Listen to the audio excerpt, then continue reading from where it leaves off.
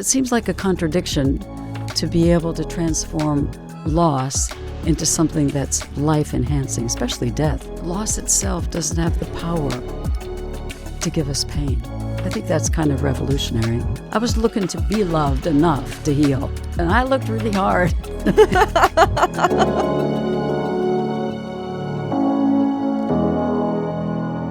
My first death was personal.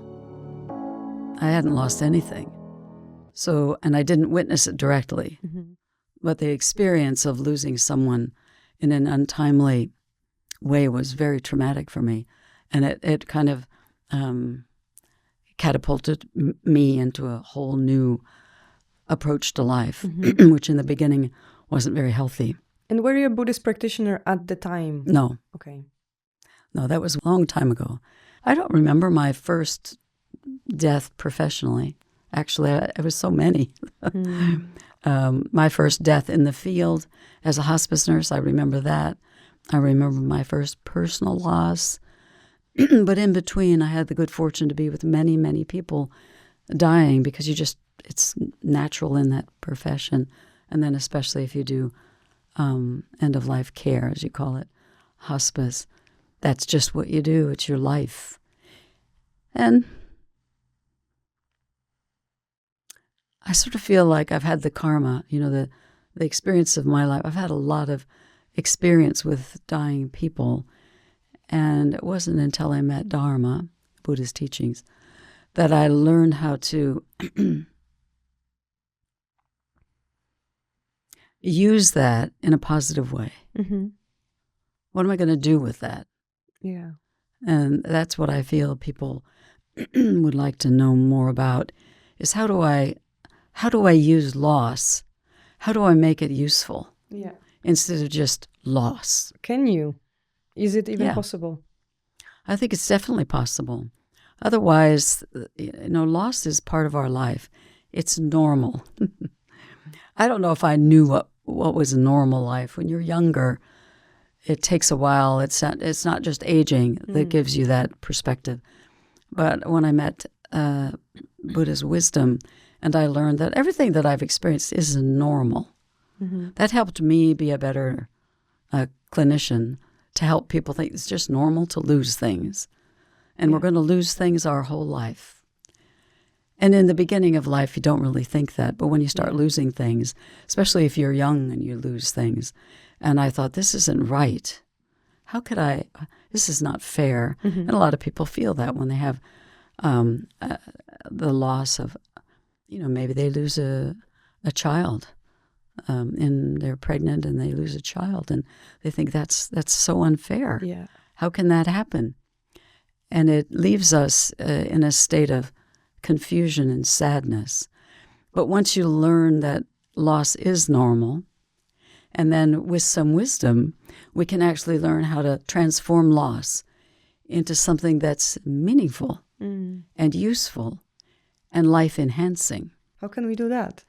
Well, it seems like a contradiction to be able to transform loss into something that's life-enhancing, especially death. Yeah. I thought, don't you think? Yeah. It seems contradictory.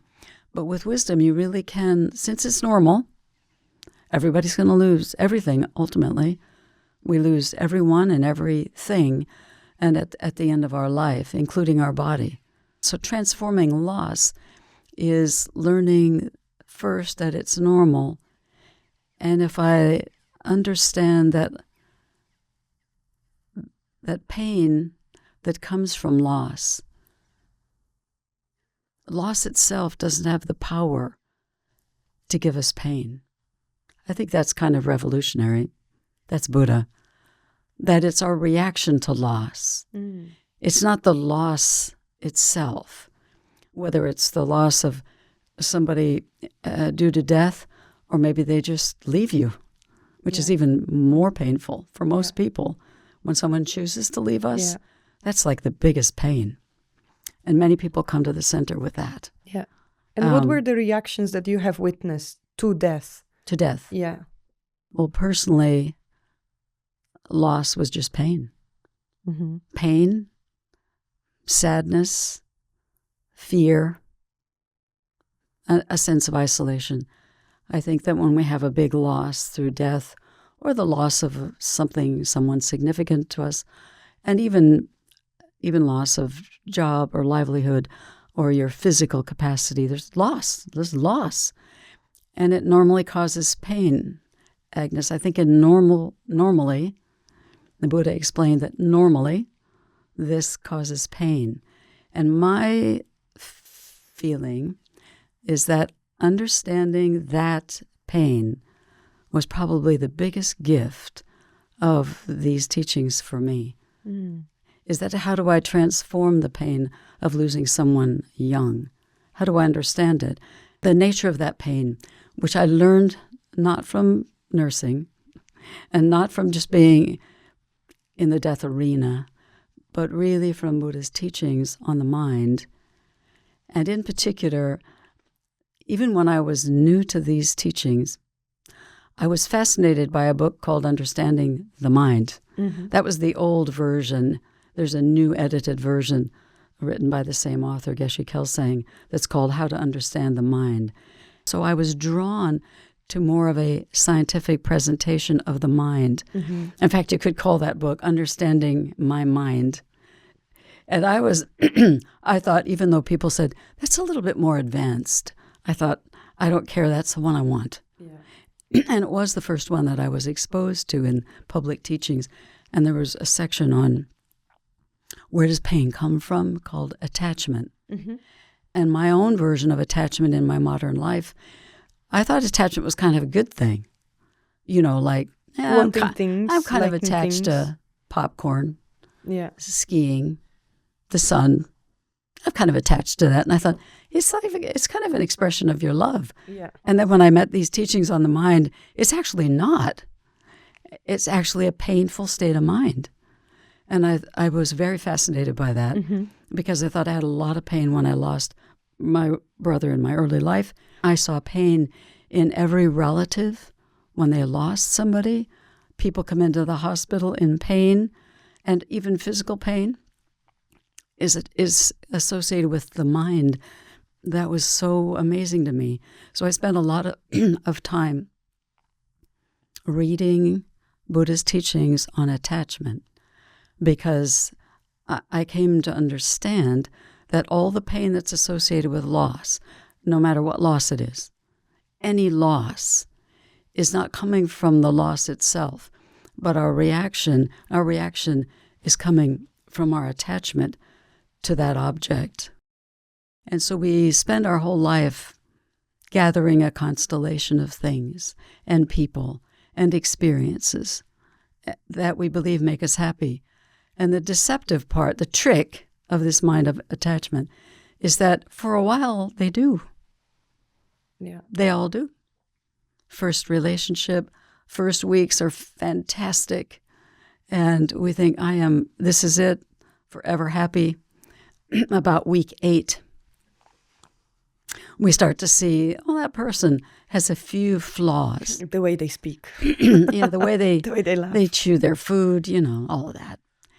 And so I used that understanding of attachment. I did apply it to the bigger losses of death and so forth. But first you have to be kind of light. You can't be heavy with yourself and think, well, I've got attachment to everything. Especially at the time when you're actually losing someone. Exactly. You're facing death. And of course, the pain is real. And it would be cruel for ourselves to then self-loathe on top of that, thinking, exactly, it's because I have attachment. And then I think that would make you spiral down even more. Yeah, and people don't want to be told that. It's horrible. And so it takes time for you to delve in deeper. Where is my pain actually coming from? What is the source of my pain? So I'll just use my own loss, for example. So why did I have pain that couldn't be quenched or solved or reduced or alleviated, no matter what I did for 20-some years? That pain there was always a place in my heart that felt sadness at that loss. And I tried everything I could think of to pacify that pain. I didn't know I was doing that.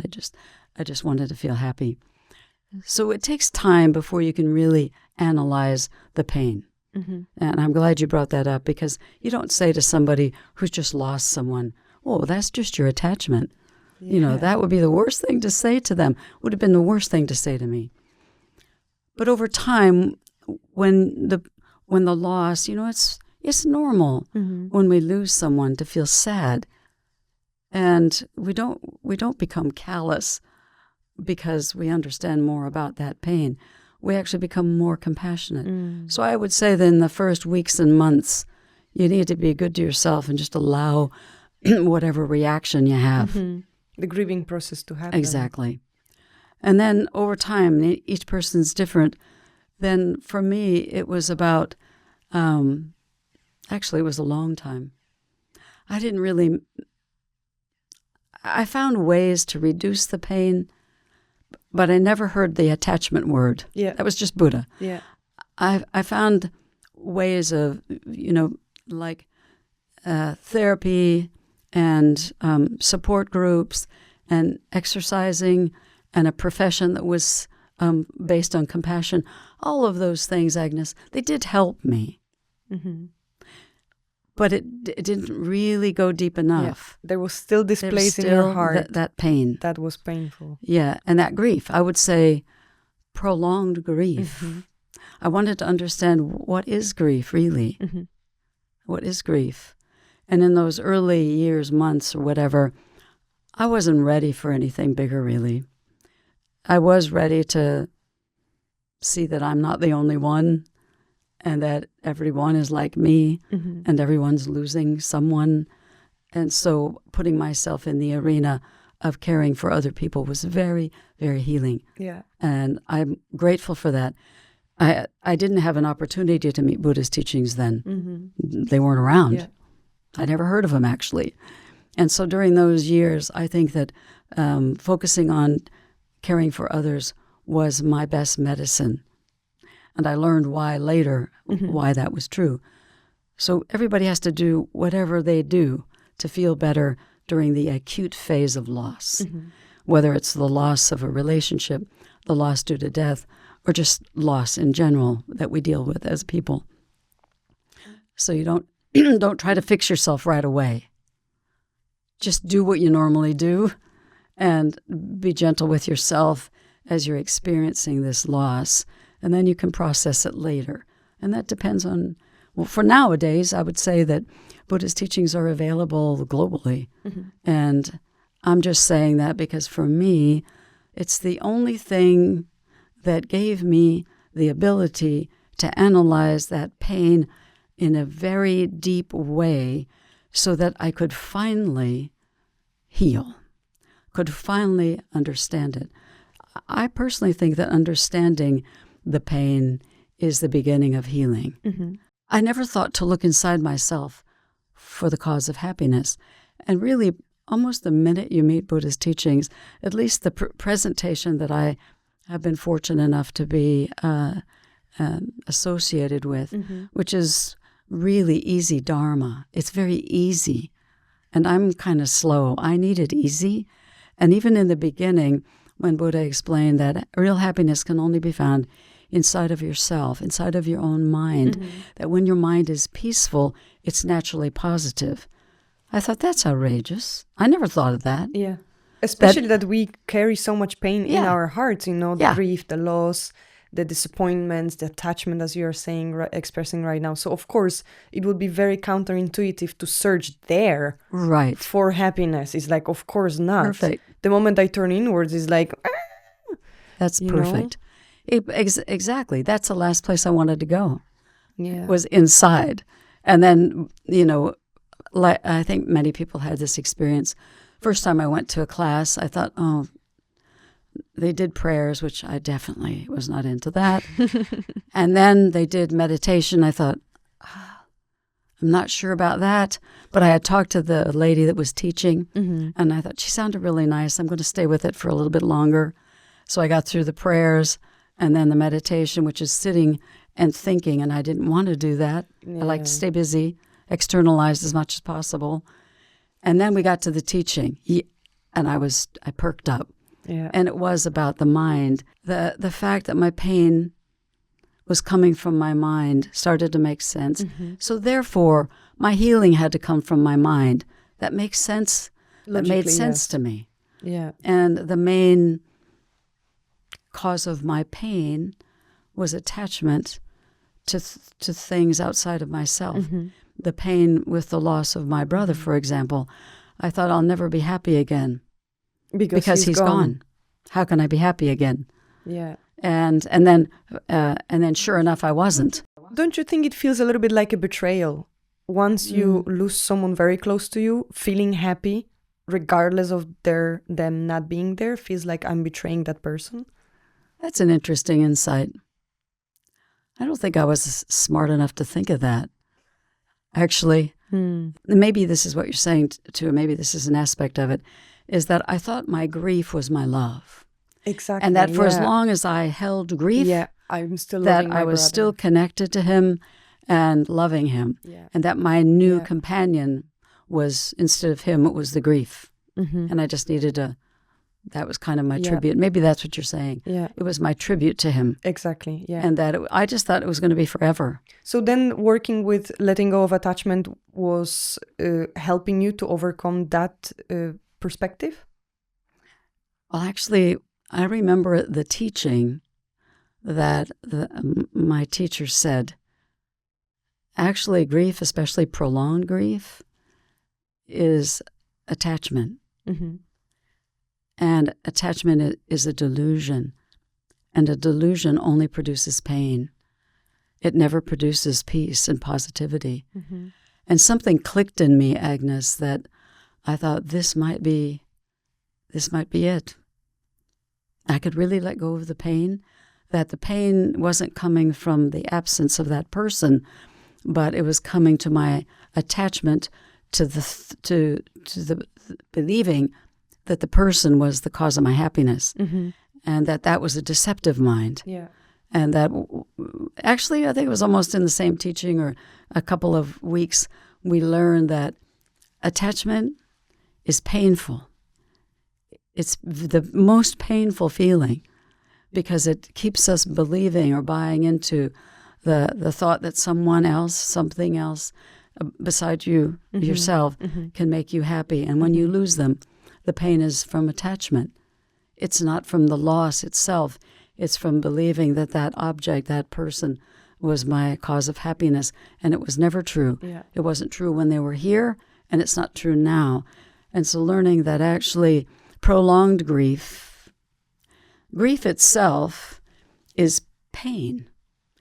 And I remembered kind of getting tickled in the class and thinking, well, yeah, grief hurts.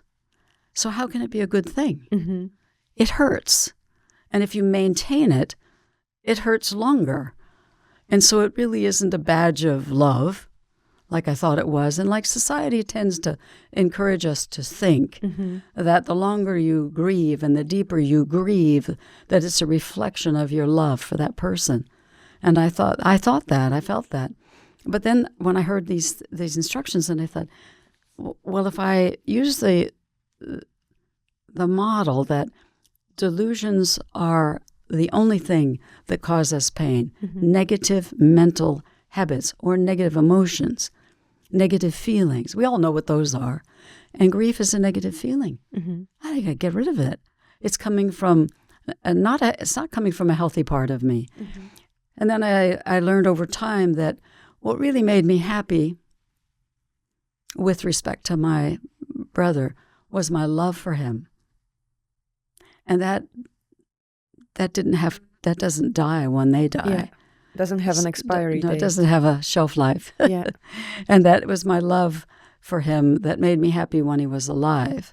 And that love is, I felt like my love was compromised because of the grief, that I really couldn't just go with the love. Yeah. And because there was always that grief of the loss, the hole in my heart was never going to heal. Yeah.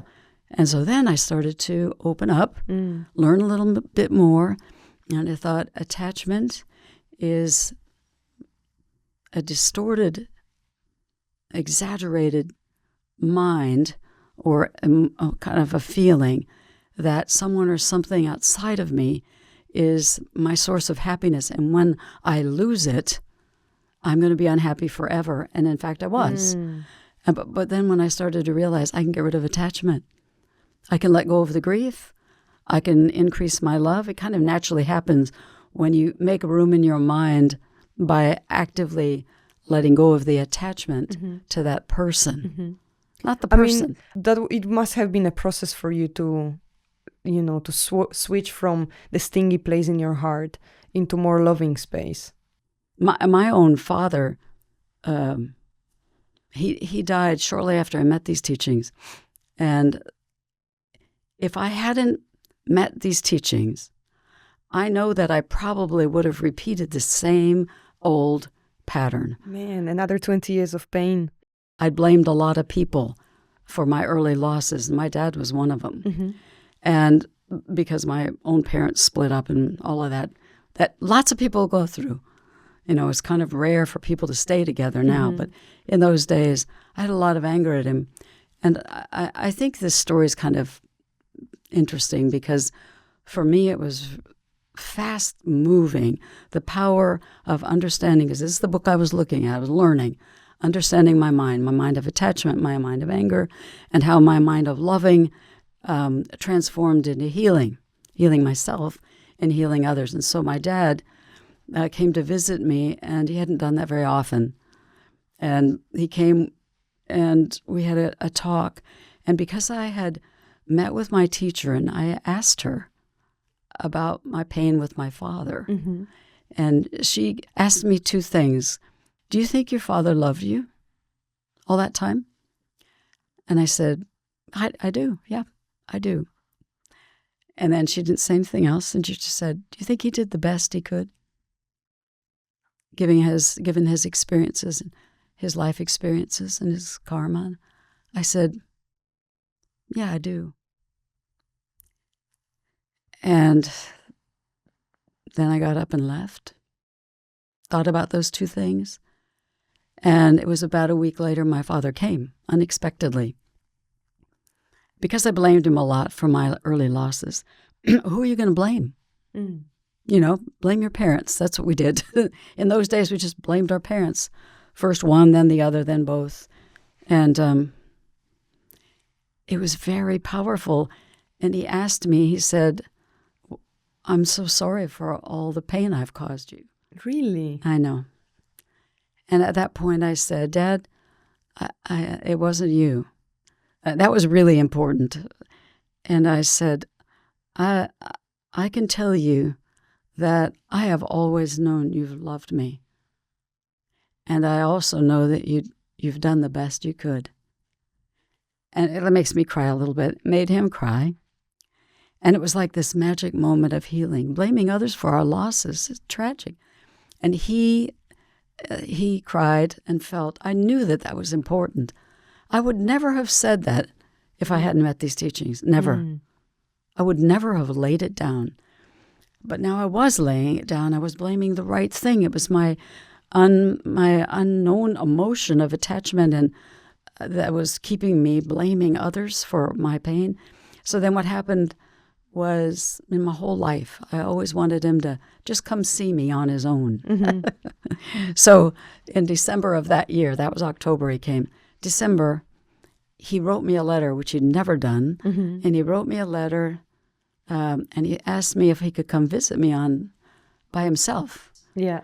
And that was about February of that same year. So now I was on the study program in the New Kadampa tradition. I was really delving into my mind. I was really growing, and I was healing, and my love was finally growing.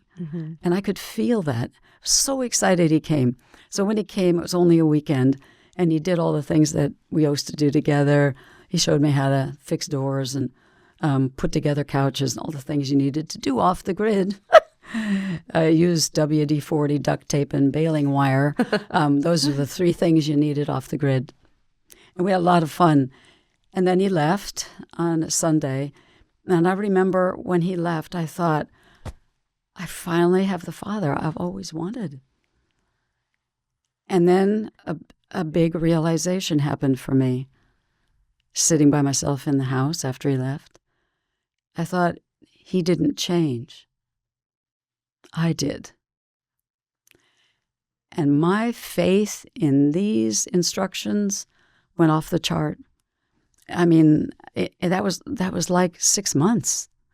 And then I found out that I told him to call me when he got home. That was in Denver. And it took a long time for him to call. And then finally his wife called and said that she was sorry to let me know that he had passed away the next evening. But she said he was happy. He was watching a Hallmark movie. And I knew that made him happy. And I wanted him to die with a happy mind. And I knew that he was happy because he knew I loved him and that I was not blaming him anymore. And so that was a massive healing for me. And even though I was really sad, I was so grateful that I'd had those moments with him. And that was I've just barely started. It was a healing at a level, Agnes, that I never thought was possible. And for me to actually say that to him before he passed, huge blessings, some outrageous karma. I was very aware that something has shifted in me that I never thought was possible. And then I had to go home for the funeral. And I think this story tells a lot, so maybe it does or not, but I had to go home for the funeral while I was going. And I was very shy in those days. Probably hard to believe now, but I was very shy and I was very nervous to talk in public. And I was asked to do his ceremony. And I thought, oh, gosh. And so I called my teacher and I said, I got to drive to Denver. My father passed away, and I was very new. And I said, is there anything I can do? What can I do? I don't know what to do. And so she gave me a mantra, which is just a Buddhist, a Sanskrit. We recite this Sanskrit, some syllables. And I didn't know much about him, but I had met Tara. She's the female Buddha, and I was really drawn to her. And kind of was starting to think about going deeper into this Dharma stuff. And so I didn't know much at all. She just said, well, I'll just say Tara's mantra. She told it to me. Said, Om Tare Tu Tare Ture Soha. I said, okay, I can do that. I hopped in the car and I'm off. And I drove to Denver and recited that all the way. Not really knowing much, just like female Buddha. I'm good with that. I don't have much faith in that just yet, but got there. And the magical thing was that because of a lot of reasons, my father and mother had split up. So we're in the church, and one side was all my mother's family, which was huge. And because my father left my mother, it's another reason I was angry at him. And so the other side, his new relationship, was very sparse. And my mother was a very strong person. And she made it very clear beforehand that we weren't going to have any connection, these two.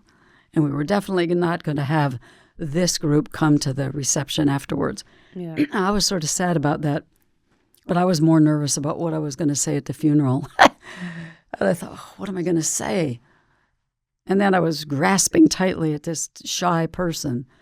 And all of a sudden, I just got some whatever, maybe that Tara thing, I don't know, but I got this confidence. And I started thinking about my dad and my love for him. And I started telling stories about him. I had the whole place laughing. When I get nervous, I usually tell jokes. But so they're all laughing, both sides. And they were good stories about him. And I had my hand on the casket.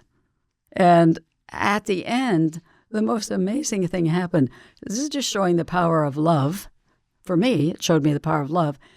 And the healing that had happened without believing that happiness was going to come from outside myself. Look what was happening to me.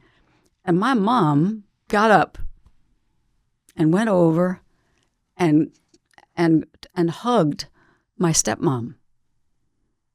It was amazing.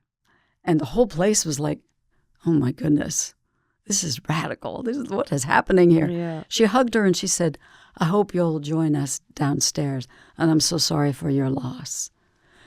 My mom, and that she was just getting secondhand Dharma, really. It was like I was really praying to the best of my ability that the whole room would be filled with love and not hatred and blaming anymore. Let's let it go in my own little primitive way. And it worked. It was amazing. But it is scary to open your heart and actually love others in a deep way. Mm-hmm. I always thought I was kind and loving. I was a good nurse. I had compassion, but there was always a limit. It was sort of like, okay, that's it. Yeah. I was not open.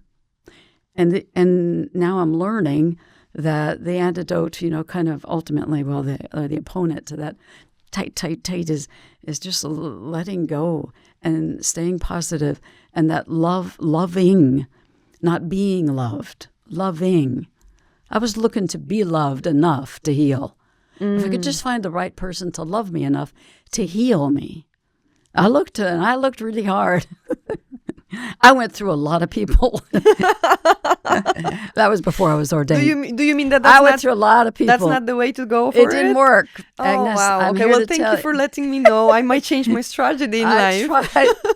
I tried so hard to find someone to love me enough to be happy all the time.